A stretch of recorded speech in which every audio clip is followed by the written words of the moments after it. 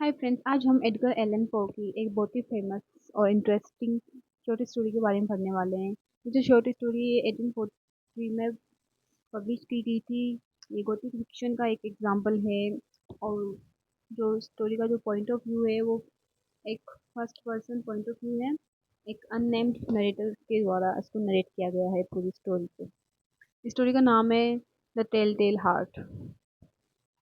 इनके जो famous work है उसमें है the Raven, Annabel Lee, The Bells, The Fall of the House of Usher, The Black Cat, Pit and the Pendulum, The Murders in the Ruck। Story के title की बात करें तो वो टाइटल है द टेल टेल हार्ट। इसका जनर है वो साइकोलॉजिकल हॉरर स्टोरी है। ये एक इसकी सेटिंग एक पुराने से घर में होती है। मेनली इसमें नाइट का जो सीन होते हैं वो दिखाए जाते हैं। इसकी जो थीम्स इसमें होती है वो होती है guilt, madness, crime, conscience, appearance versus reality. Characters की बात करते हैं इसमें एक अननेम्ड नरेटर होता है, एक ओल्ड मैन होता है और पुलिस ऑफिसर्स होते हैं। दोस्तों, जब भी हम किसी आदमी को ये कहते हुए सुनते हैं कि मैं पागल नहीं हूँ, मैं पागल नहीं हूँ, तो हमें उस पर शक होने लगता है कि कहीं ये सच में ही पागल तो नहीं है। तो ये स्टोरी भी इसी के साथ स्टार्ट होती है। एक अननेम्ड नरेटर जो इंसिस्ट करता है कि वो पागल नहीं है। नरेटर कहता है कि मैं पागल नहीं हूँ, बल्कि मैं बहुत ज़्यादा समझदार और बहुत चालाक हूँ। नरेटर एक ओल्ड मैन के साथ एक घर में रहता है। नरेटर हमें पहले ही बता देता है कि उसका जो ओल्ड मैन की जो पैसे हैं, उसकी जो मनी है, उसको लेकर उसके मन में कोई भी डिजायर नहीं है।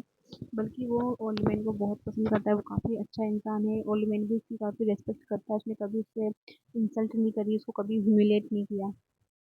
बट जो नरेटर है उसका ऑब्सेशन ओल्ड मैन की आंख से धीरे धीरे बढ़ने लगता है। वो थोड़ी सी पीली और थोड़ी सी ब्लूइश होती है, जिसे वो वल्चर आई की तरह डिस्क्राइब करता है। उसकी जो आँख होती है वो गिद्ध की आँख आँख की तरह दिखती है, जो उसे डिस्टर्ब करती है, उसके अंदर थोड़ा सा डर पैदा करती है। जब भी उसकी आंखों में देखता है, आई कांटेक्ट होता है, तो वो उससे देख के थोड़ा डिस्टर्ब और थोड़ा सा डर जाता है। तो वो डिसाइड करता है कि वो इस डर को ख़त्म करेगा, उसे वो उसे मार डालेगा। अब नरेटर ने डिसाइड कर लिया है कि वह ओल्ड ओल्ड मैन को मारेगा। तो अगली 7 नाइट्स तक वो प्लान करता है और वो डेली उसके बेडरूम का गेट खोलता है, अंदर जाता है और एक हल्की सी रोशनी उसकी आंखों पे पड़ती है। बट उसकी आंखें बंद रहती है क्योंकि वो सो रहा होता है। तो वो सोचता है कि नहीं यार, इसकी किसी ओल्ड मैन की गलती नहीं है, ये तो आंखों की गलती है, चलो छोड़ो, उसकी आंख की गलती है। फिर वो ऐसे करके अपना प्लान हर बार कैंसिल कर देता है।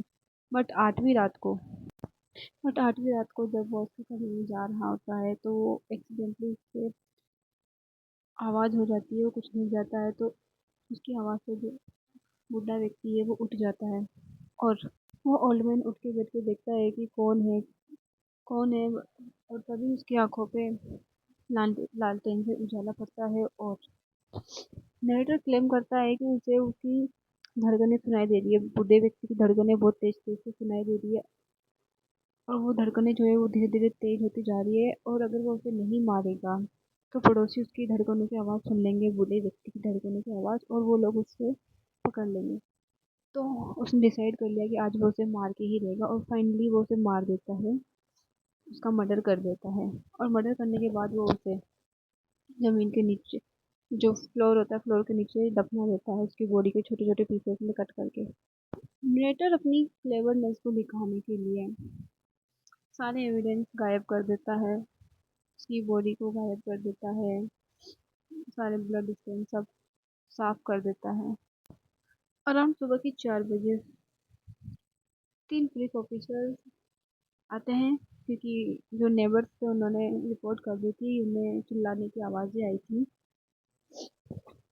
नेटर यहाँ पे फिर अपनी क्लेवरनेस को दिखाने के लिए बिल्कुल काम और कॉन्फिडेंट दिखाई देता है। वो ऑफिसर्स को अंदर इनवाइट करता है, उन्हें पूरा घर दिखाता है, और जहाँ पे उसने उसकी बॉडी छुपाई है उसके ऊपर इवन वो बहुत ही कॉन्फिडेंटली एक चेयर चेयर भी रख देता है, उसके ऊपर एक कुर्सी रख देता है।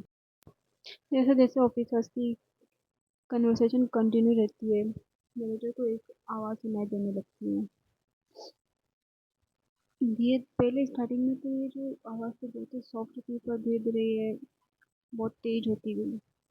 नरेटर नरेटर को ये बिलीव हो जाता है कि ये जो आवाज़ आ रही है ये ओल्ड मैन की हार्ट बीट की आवाज़ है जो कि फ्लोर के नीचे से आ रही है। और उसे ऐसा बिलीव हो जाता है कि जो पुलिस ऑफिसर्स हैं वो भी इस आवाज़ को सुन सकते हैं। ऐसा है वह इन सबको सही नहीं पाता है और वो कन्फेस कर लेता है अपना क्राइम। और यहीं पे नरेटर के कन्फेशन के साथ ही स्टोरी एंड हो जाती है। अब हम आगे इसकी जो मेन थीम्स है उनके बारे में डिस्कस करेंगे। Guilt and conscience. The narrator's guilt become so overwhelming that he confesses the crime. उसका गिल्ट इतना ज़्यादा हो जाता है कि वो क्राइम को कन्फेस कर लेता है। Madness versus sanity. नरेटर हमें इंसिस्ट करता है कि वो बहुत ही क्लेवर है बट उसके जो एक्शंस है उससे हमें उसकी मेंटल हेल्थ के बारे में उसकी मेंटल इंस्टेबिलिटी के बारे में पता चलता है। ऑब्सेशन। ऐसे जो लोग होते हैं मेंटली जो लोग इनस्टेबल होते हैं वो किसी भी चीज़ को लेकर बहुत ज़्यादा ऑब्सेस्ड हो जाते हैं जैसे कि नरेटर ओल्ड मैन की आई को लेके।